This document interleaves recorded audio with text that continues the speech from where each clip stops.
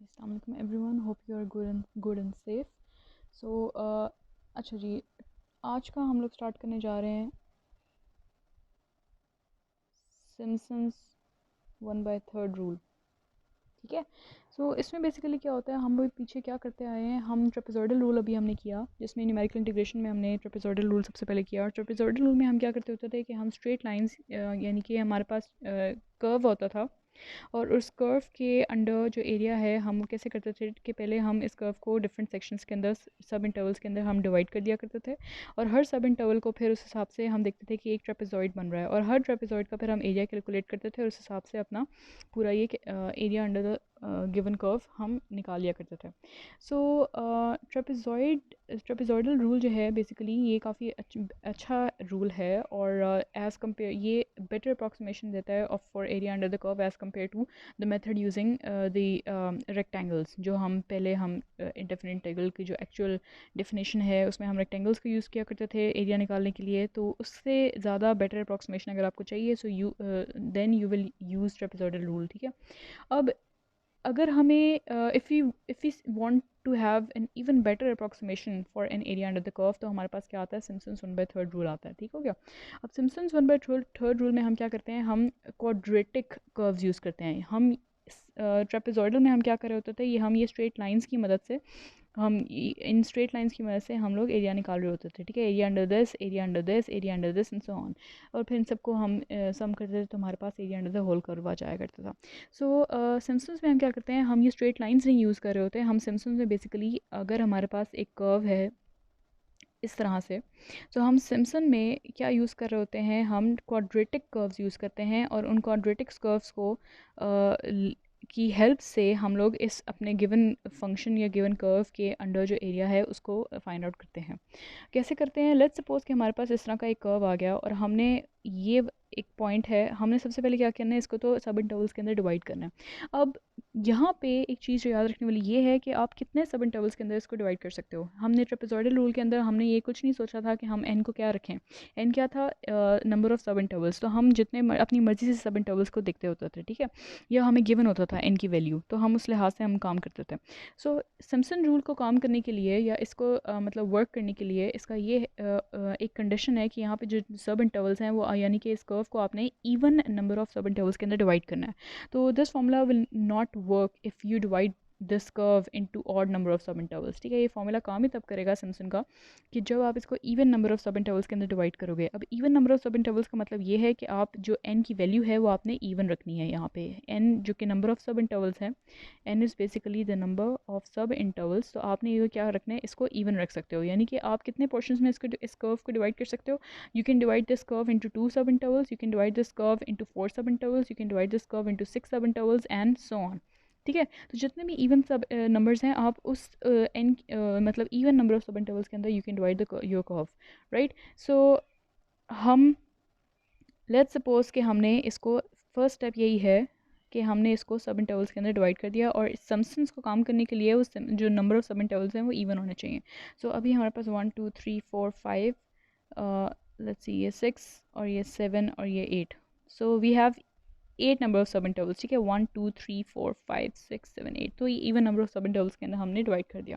अब next step हम क्या कर रहे होते हैं कि हमने ये देखना है कि हमारे एक सर्टन, अगर हम एक पोर्शन ले लें, लेट्स सपोज यहाँ पे हमारे पास है एक्स नॉट, और ये है x one, this is x two, x three, फिर x four, x five, x six, x seven, और यहाँ पे एक्स एट। ठीक हो गया। सो इसके कोरिस्पॉन्डिंग हमारे पास ये हम आ गया वाई नॉट, इसके कोरिस्पॉन्डिंग हमारा ये Y one and so on. Right. अब हम अगर ये कंसिडर करें कि यहाँ एक्स नॉट से लेकर अगर x2 तक इतने पोर्शन को कंसिडर करें, क्या हमें एक ऐसी क्वाड्रेटिक कर्व मिल सकती है जो हमारे इस कर्व को मैच करे बहुत अच्छे तरीके से। अगर तो मिल सकती है तो हम क्या करते हैं, उस क्वाड्रेटिक कर्व को इसके ऊपर मैच करा देते हैं। लेट्स सपोज कि ये वो कर्व है। ठीक है। मेरे पास कोई और कलर का पेन नहीं है, otherwise I would have use that. So let's suppose ये वो कर्व है, this is a quadratic curve, जिसको हम क्वाड्रेटिक कर्व्स को हम क्या कहते हैं, यूजुअली इन जनरल पैराबोलास भी कहा जाता है। So this is the quadratic curve, ताकि आप लोग कंफ्यूज ना हो। ये एक पैराबोला है, क्वाड्रेटिक कर्व है, जिसको हम यहाँ पे जो कि हमारे इस कर्व के ऊपर इस इतने पोर्शन को बड़े अच्छे तरीके से मैच कर रहा है। तो हम बेसिकली प्रोसेस क्या है सिम्पसन का कि हम डिफरेंट सेक्शंस लेते हैं, डिफरेंट रीजन्स पकड़ते हैं और उस रीजन का जो कर्व है उस कर्व से बहुत मिलती जुलती एक पैराबोला या एक क्वाड्रेटिक कर्व सेलेक्ट करते हैं और उस कर्व का अगर हम एरिया निकालें तो हमारे पास ये इससे निचले वाले का पूरा इतने पोर्शन का एरिया मिल जाएगा। तो अगर हम ये इस पैराबोला का एरिया निकाल लें तो हमारे पास ये पूरा ये इसके निचले एरिया अंडर दिस पैराबोला हमारे पास ये वाला पोर्शन का दे देगा, which is also basically the area under our required curve, right.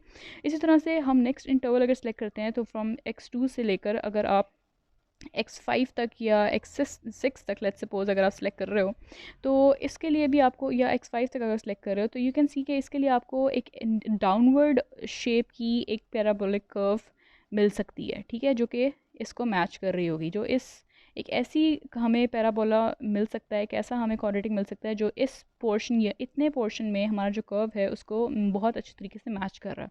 So हम वो वाली कर्व जो हमारे ऐसा पैराबोला इधर फिट कराएंगे जो हमारे इस इतने पोर्शन में इस कर्व को मैच कर रहा है। हम उस पैराबोला की इंटीग्रेट करके जो इंटीग्रेट करेंगे उसके इसके अंडर का नीचे एरिया निकाल लें तो हमारे पास ये पूरा एरिया हमें मिल जाएगा, ठीक है। So what we are doing is basically, और इसी तरह से नेक्स्ट हमारे पास क्या है, नेक्स्ट हम इस तरह का लेंगे कि जो हमारे पास इस ऐसा पोर्शन होगा क्वाड्रेटिक कर्व का जो हमारा इतने इस कर्व के ऊपर मैच करे।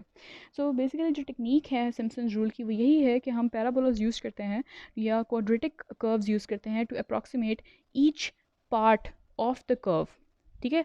हम अपने कर्व के हर पार्ट को अप्रॉक्सीमेट करने के लिए क्या यूज़ कर रहे होते हैं, instead of using trapezoids, instead of using rectangles, हम क्या यूज़ कर रहे होते हैं, हम पैराबोलास या क्वाड्रेटिक कर्व्स यूज़ करते हैं। सो पैराबोला या क्वाड्रेटिक कर्व की मैं जस्ट फॉर योर इन्फॉर्मेशन यहाँ पे एक वो लिखने लगी हूँ, बहुत ही general equation. This is basically how a quadratic curve looks like. So हम ये जो फिट कर रहे हैं यहाँ पे, जो कि अपने ये जो कर्व्स हम खुद से फिट कर रहे हैं, these are basically of this type, ठीक है। ये क्वाड्रेटिक है या पैराबोला कहलाती है। तो हम इस तरह से क्वाड्रेटिक कर्व्स या तो यू शेप में ऊपर की तरफ होती हैं या यू शेप में नीचे की तरफ होती हैं, सो ठीक है, इस तरह की शेप्स होती हैं, या फिर इस तरह से होती हैं या इस तरह से होती हैं, ठीक है। सो हम लोग क्या कर रहे हैं, हम इस तरह से ये जो क्वाड्रेटिक कर्व्स हैं इनको चूज़ कर रहे हैं, ऐसी कर्व्स चूज़ कर रहे हैं जो हमारे इतने पोर्शन के जो इतना जो हमारे कर्व का जो पोर्शन है उसमें जो बनता है, शेप बनती है, उस शेप के ऊपर फिट हो जाए बड़े अच्छे तरीके से।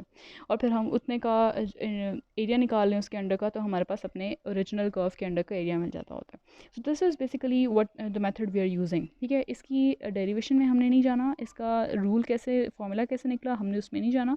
जस्ट ये आपको बताना चाहिए कि ये प्रोसेस में बेसिकली कर क्या रहे हैं, हो क्या रहा है, ठीक है, और इसका आपको फॉर्मूला याद होना चाहिए। और अब ये जो प्रोसेस है, this process proves to be very efficient since it's generally more accurate than the other numerical methods we have seen, right.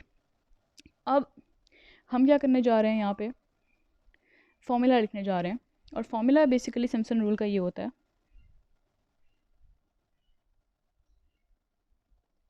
Simpson 1/3 rule.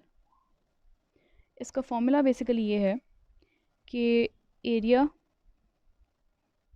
यानी कि फ्रॉम ए टू बी या x0 टू xn, ठीक है, f of x dx is equal to, formation क्या है, h/3 y0 plus 4y1 plus 2y2 plus 4y3 plus 2y4 plus up to so on 4yn minus 1 और plus yn। This is the formula. अब I no कि ये दिखने में थोड़ा सा खौफनाक लग रहा होगा, it's kind of mysterious type, ठीक है।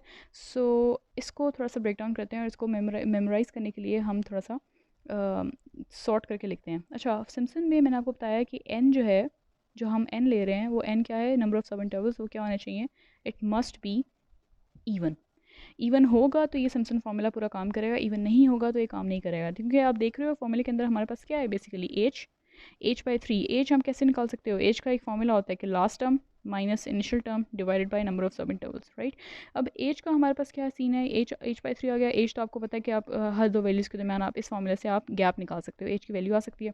x9 भी आपको दिया होगा, x0 भी आपको दिया होगा, नंबर ऑफ सब इंटरवल्स भी आपको दिए होंगे, ठीक है। अगर नहीं भी दिए हुए तो आप अपने मर्जी से चूज़ कर सकते हो, इवन आपने रखने हैं, जस्ट ये चीज़ अपने माइंड में रखना। उसके बाद नेक्स्ट आपके पास क्या है कि ब्रैकेट है और ब्रैकेट के अंदर आपके पास क्या आ रहा है, y0। देखें कि फर्स्ट टर्म और लास्ट टर्म आपकी एज इट इज़ पड़ी हुई है, जिस तरह की ट्रेपेजॉइडल में पड़ी होती थी। फर्स्ट टर्म और लास्ट टर्म के साथ कुछ भी नहीं है, वो एज इट इज़ है, ठीक हो गया।